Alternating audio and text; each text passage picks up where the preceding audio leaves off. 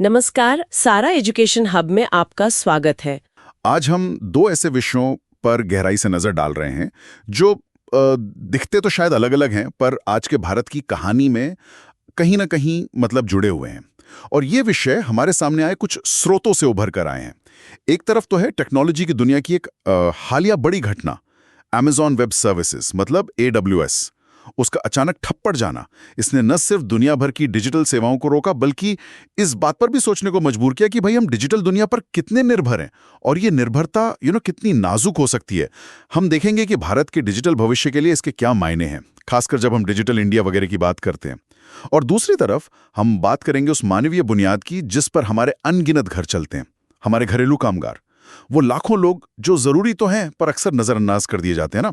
उनके अधिकारों की, सही वेतन और सामाजिक सुरक्षा की मांग अब तेज हो रही है और हाल ही में सुप्रीम कोर्ट ने भी इस मुद्दे पर ध्यान खींचा है। तो आज का हमारा मिशन है इन दोनों महत्वपूर्ण लेकिन कह सकते हैं नाजुक व्यवस्थाओं को समझना। एक तरफ टेक्नोलॉजी का वो ढांचा जिस पर हम भरोसा करते हैं, और दूसरी तरफ वो मानवीय श्रम जिससे हम अक्सर अनदेखा कर देते हैं। दोनों ही हमारी आधुनिक जिंदगी के लिए अहम है और दोनों में ही अपनी अपनी कमजोरियां और चुनौतियां हैं। चलिए इसे खोलकर देखते हैं। तो शुरुआत करते हैं AWS आउटेज से। ये जो हाल में हुआ कि अचानक बहुत सारी वेबसाइट्स और ऐप काम करना बंद कर गए। ये AWS असल में है क्या चीज और क्यों इसका ठप पड़ना इतनी बड़ी खबर बन गया? बिल्कुल, AWS यानी Amazon वेब सर्विसेज, ये समझिए कि दुनिया की सबसे बड़ी क्लाउड कंप्यूटिंग कंपनी है। हाँ। आप ऐसे सोचिए जैसे हमें बिजली के लिए पावर ग्रिड चाहिए होता है ना। हाँ। वैसे ही इंटरनेट सेवाओं, एप्स और वेबसाइट्स को चलाने के लिए कंप्यूटिंग पावर, स्टोरेज और दूसरी तकनीकी जरूरतें होती है। तो AWS जैसी कंपनियां ये सब सेवाएं मतलब बड़े पैमाने पर देती है। बिल्कुल। अब हुआ ये कि इनके एक बहुत जरूरी डेटा सेंटर में, जो नॉर्थ वर्जीनिया अमेरिका में है, वहां एक तकनीकी गड़बड़ी आ गई, खास तौर पर उनके DNS रेजोल्यूशन सिस्टम में। ये सिस्टम इंटरनेट की एड्रेस बुक जैसा होता है। एड्रेस बुक मतलब ये कि जब आप कोई वेबसाइट खोलते हैं तो आपका कंप्यूटर इसी DNS से पूछता है कि इस वेबसाइट का सर्वर कहाँ है। बिल्कुल। जब ये सिस्टम गड़बड़ाया तो कंप्यूटर ये समझ ही नहीं पा रहे थे कि किसी वेबसाइट या ऐप के सर्वर तक पहुंचना कैसे है, और इसका सीधा असर पड़ा उनकी एक कोर सर्विस DynamoDB पर। ये एक तरह का डेटाबेस है जिस पर हजारों ऐप्स और सेवाएं चलती हैं। बाप रे, यानी इंटरनेट की एड्रेस बुक ने ही रास्ता बताना बंद कर दिया। और क्योंकि इतनी सारी कंपनियां इसी पर निर्भर हैं तो असर जाहिर है बहुत बड़ा हुआ होगा। हाँ, बहुत बड़ा। छोटी कंपनियों से लेकर बड़ी बड़ी स्ट्रीमिंग सेवाएं, बैंकों के ऐप्स, सरकारी पोर्टल, यहाँ तक कि कुछ मैसेजिंग सर्विसेज भी, सब पर असर पड़ा। यहाँ समझने वाली बात यह है कि कैसे टेक्नोलॉजी की दुनिया में सब कुछ इतना जुड़ा हुआ है। एक जगह एक डेटा सेंटर में आई तकनीकी खराबी देखते ही देखते दुनिया भर में फैले व्यापार, संचार, यहाँ तक कि मनोरंजन को भी ठप कर सकती है। ये घटना क्लाउड कंप्यूटिंग के सेंट्रलाइजेशन, मतलब कि सारी ताकत कुछ ही बड़ी कंपनियों के हाथ में होने के जोखिम को एकदम सामने लाती है। भारत के संदर्भ में देखें तो क्लाउड कंप्यूटिंग, हमारी ये जो बड़ी बड़ी योजनाएं हैं, डिजिटल इंडिया, ई-गवर्नेंस, आधार, UPI, डिजिलॉकर, इनके लिए कितनी जरूरी है? क्या ये सब भी इसी तरह के मतलब सेंट्रलाइज्ड क्लाउड पर निर्भर है? हमारे जो स्रोत हैं वो इस निर्भरता पे चिंता जताते दिखते हैं। हाँ, ये निर्भरता काफी ज्यादा है और यही चिंता का विषय भी है। बिल्कुल। भारत के लगभग सभी महत्वपूर्ण डिजिटल पहले जो हैं वो क्लाउड पर ही आधारित हैं।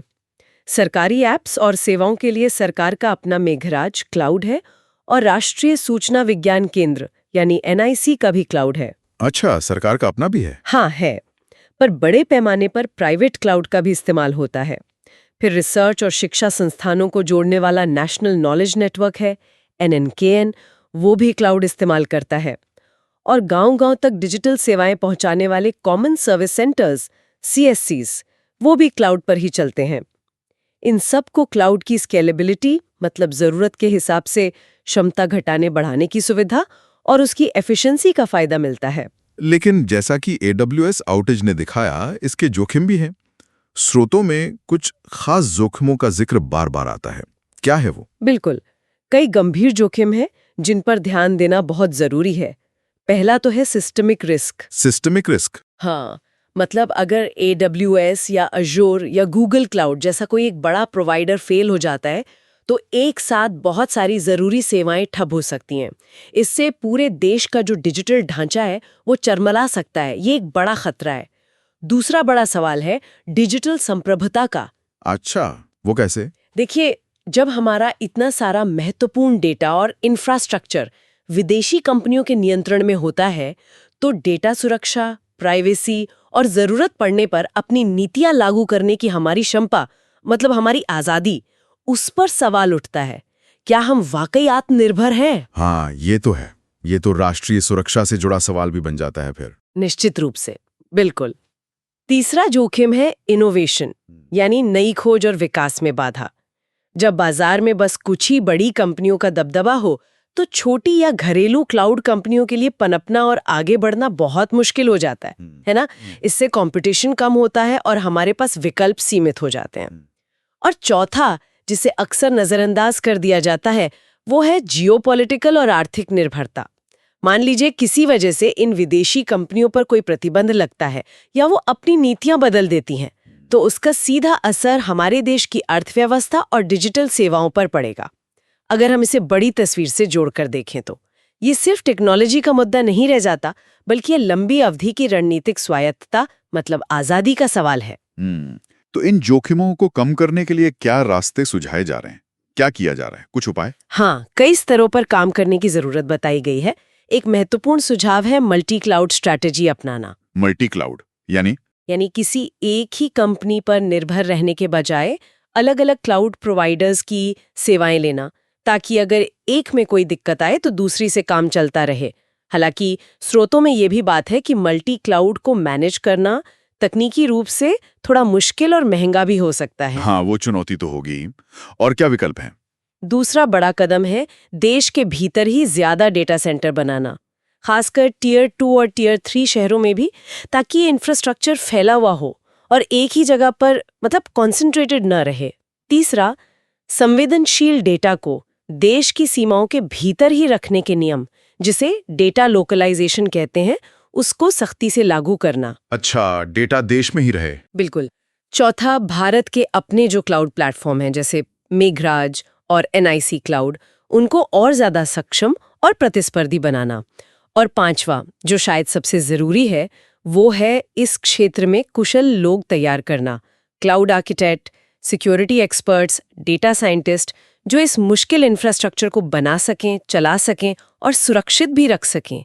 आत्मनिर्भरता सिर्फ हार्डवेयर या सॉफ्टवेयर से नहीं आती, बल्कि स्किल्ड लोगों से भी आती है। सही बात है। तो ये बात हुई डिजिटल दुनिया के उस अदृश्य लेकिन महत्वपूर्ण ढांचे की, जिस पर हम लगातार निर्भर होते जा रहे हैं, और उसकी कमजोरियों की। चलिए अब दिशा बदलते हैं और बात करते हैं एक दूसरे लेकिन उतने ही महत्वपूर्ण मानवीय ढांचे की। वो लाखों घरेलू कामगार जो हमारे घरों को चलाते हैं। ये भी एक तरह का अदृश्य इंफ्रास्ट्रक्चर ही है ना? जिसके बिना शायद शहरी जीवन का पहिया ही थम जाए। लेकिन विडंबना यह है कि इतने जरूरी होने के बावजूद वे अक्सर सबसे ज्यादा असुरक्षित और अधिकारों से वंचित होते हैं। और हाल ही में सुप्रीम कोर्ट ने भी अजय मलिक केस 2025 में सरकार को इनकी स्थिति सुधारने और एक कानूनी ढांचा बनाने के निर्देश दिए हैं। हाँ, ये एक बेहद जरूरी मुद्दा है, बहुत अहम। सबसे पहले तो ये समझना जरूरी है कि हम घरेलू कामगार कह किसे रहे हैं। अंतर्राष्ट्रीय श्रम संगठन यानी ILO का कन्वेंशन है 189, जो खास तौर पर घरेलू कामगारों के अधिकारों पर ही है, वो इसे साफ करता है। उसके अनुसार कोई भी व्यक्ति, महिला हो या पुरुष, जो किसी एक घर में या कई घरों में घरेलू काम करता है। जैसे क्या क्या काम? जैसे सफाई, खाना बनाना, कपड़े धोना, बच्चों, बुजुर्गों या बीमारों की देखभाल करना, बागवानी, ड्राइविंग या घर के पालतू जानवरों की देखभाल, ये सब। और ये काम वो पैसे या किसी और लाभ के बदले एक रोजगार संबंध के तहत करता है, यानी नौकरी के तौर पर, तो वो घरेलू कामगार माना जाएगा। भारत में इनकी संख्या को लेके काफी अलग अलग बातें सुनने को मिलती हैं। अलग अलग स्रोत अलग अलग आंकड़े बताते हैं। ऐसा क्यों? सही कहा आपने, आंकड़ों में बहुत अंतर है और ये खुद ही दिखाता है कि ये क्षेत्र कितना असंगठित और अनदेखा है। राष्ट्रीय घरेलू कामगार आंदोलन यानी NDWM जैसे संगठन है, वो अनुमान लगाते हैं कि इनकी संख्या शायद 4 करोड़ 20 लाख से 5 करोड़ तक हो सकती है। काफी बड़ी संख्या है ये। 5 करोड़ तक? बाप रे। हाँ, दूसरी तरफ राष्ट्रीय नमूना सर्वेक्षण कार्यालय NSSO उसने 2011-12 में ये संख्या सिर्फ 39 लाख बताई थी, जिसमें करीब 26 लाख महिलाएं थीं। अभी हाल ही में सरकार का जो ई-श्रम पोर्टल है ना, असंगठित क्षेत्र के कामगारों के लिए हाँ, सुना है उसके बारे में। रजिस्ट्रेशन कराया है, तो शायद ये आंकड़ा हकीकत के ज्यादा करीब हो। एक और महत्वपूर्ण बात यह है कि शहरी भारत में खेती के बाद महिलाओं के लिए ये रोजगार का दूसरा सबसे बड़ा जरिया है। इतने बड़े पैमाने पर ये लोग काम कर रहे हैं, फिर भी इनके सामने चुनौतियां भी उतनी ही बड़ी हैं। स्रोतों में कई गंभीर मुद्दों का जिक्र है। सबसे प्रमुख क्या लगती हैं आपको? देखिए, सबसे बड़ी चुनौती तो यही है कि इन्हें कानूनी तौर पर श्रमिक या कर्मचारी का दर्जा और सुरक्षा मिली ही नहीं है ठीक से। इनके लिए कोई एक डेडिकेटेड सेंट्रल लॉ मतलब केंद्रीय कानून नहीं है जो इनके अधिकारों, काम के घंटों और वेतन को रेगुलेट करे। नतीजा ये होता है कि वेतन बहुत कम मिलता है। अक्सर तो राज्य का जो न्यूनतम वेतन तय होता है उससे भी कम, और वो भी अनियमित। मिलता भी टाइम पर है या नहीं, कोई गारंटी नहीं। एक हालिया रिपोर्ट में तो ये बात सामने आई कि शहरों में कुछ नए ऑनलाइन प्लेटफॉर्म्स के जरिए जो घरेलू कामगार काम कर रहे हैं, उन्हें कई बार सिर्फ 49 रुपए प्रति घंटा मिल रहा है। सिर्फ 49 रुपए 1 घंटे का? ये तो वाकई मतलब बहुत ही कम है। ये तो स्थानीय अनौपचारिक बाजार की दरों से भी कम हुआ शायद। बिल्कुल, यही चिंता की बात है। और काम के घंटे, सुरक्षा, इन सब का भी हाल बुरा है। ज्यादातर मामलों में कोई लिखा पढ़ी कोई कॉन्ट्रैक्ट नहीं होता, तो न काम की शर्तें तय होती हैं, न नौकरी की कोई गारंटी रहती है। काम के घंटे अक्सर बहुत लंबे होते हैं। दिन में 12 घंटे, कभी कभी तो 16 घंटे तक भी काम करना पड़ता है, बिना किसी साप्ताहिक छुट्टी के या पेड लीव के। सामाजिक सुरक्षा जैसे प्रोविडेंट फंड, PF, स्वास्थ्य बीमा, ESI या मिटर्निटी लीव वगैरह, ये सब तो इनके लिए एक सपने जैसा ही है। और शोषण और दुर्व्यवहार की घटनाएं भी बहुत आम हैं। ILO ने तो अपनी एक रिपोर्ट में घरेलू काम को आधुनिक गुलामी का एक संभावित रूप तक कह दिया था। आधुनिक गुलामी? हाँ, जहां शारीरिक, मानसिक और कभी-कभी यौन शोषण के साथ-साथ मानव तस्करी का भी गंभीर खतरा बना रहता है। स्रोतों में सामाजिक भेदभाव का पहलू भी काफी उभर कर आता है, खासकर जाति और लिंग के आधार पर। क्या ये भी एक बड़ी समस्या है? हाँ, बिल्कुल, ये बहुत ही महत्वपूर्ण पहलू है। भारत में ज्यादातर घरेलू कामगार महिलाएं होती हैं, ये तो हम जानते ही हैं, और उनमें भी एक बड़ी संख्या दलित, आदिवासी या दूसरे पिछड़े समुदायों से आती है।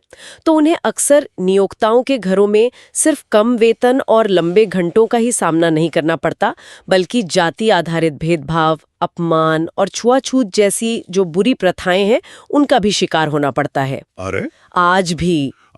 हाँ, दिल्ली की एक दलित घरेलू कामगार स्मिता की कहानी का जिक्र स्रोतों में है, जिसे महीनों तक वेतन नहीं दिया गया, उसके साथ बुरा बर्ताव हुआ और उसे सिर्फ इसलिए अलग बर्तन इस्तेमाल करने को कहा गया क्योंकि वो दलित थी। ये कोई अकेली कहानी नहीं है, ऐसी हजारों कहानियां हैं। यहाँ वास्तव में देखने वाली बात यह है कि कैसे गरीबी, जाति, लिंग और अक्सर उनका प्रवासी होना, मतलब अपने घर गांव से दूर किसी दूसरे शहर में काम करना, ये सारे फैक्टर्स मिलकर उनकी स्थिति को और ज्यादा कमजोर और शोषण के प्रति वल्नरेबल बना देते हैं। तो क्या सरकार की तरफ से इनकी स्थिति सुधारने के लिए कुछ किया गया है? कोई नीतियां, कोई कानून, कुछ तो हुआ होगा? कुछ कदम जरूर उठाए गए हैं, पर सच कहूं तो वो नाकाफी लगते हैं। श्रम मंत्रालय ने कई साल पहले घरेलू कामगारों पर राष्ट्रीय नीति का एक ड्राफ्ट बनाया था। उसमें अच्छी बातें थी, उन्हें श्रमिक का दर्जा देना, न्यूनतम वेतन, सामाजिक सुरक्षा, यूनियन बनाने का अधिकार वगैरह। लेकिन वो नीति आज तक लागू नहीं हो पाई है, बस ड्राफ्ट ही बनकर रह गई। अच्छा, यानी कागज पर तो योजना है पर जमीन पर नहीं उतरी। काफी हद तक यही स्थिति है। अभी हाल ही में जो 4 नए लेबर कोड बनाए गए हैं ना, हाँ, वो मजदूरी संहिता, सामाजिक सुरक्षा संहिता वगैरह, हाँ वही, उनके दायरे में घरेलू कामगारों को भी शामिल करने की बात तो कही गई है। थ्योरी में तो ये एक अच्छा कदम लगता है, लेकिन जमीनी हकीकत ये है कि इन कोड्स में उनके लिए कोई खास प्रावधान या तो साफ नहीं है, या फिर उन्हें लागू कैसे किया जाएगा उसका कोई ठोस तरीका, कोई मैकेनिज्म नहीं बनाया गया है। कुछ राज्यों ने जैसे तमिलनाडु और केरल ने अपने लेवल पर कल्याण बोर्ड बनाए हैं जो कुछ हद तक रजिस्ट्रेशन और थोड़ी बहुत मदद करते हैं।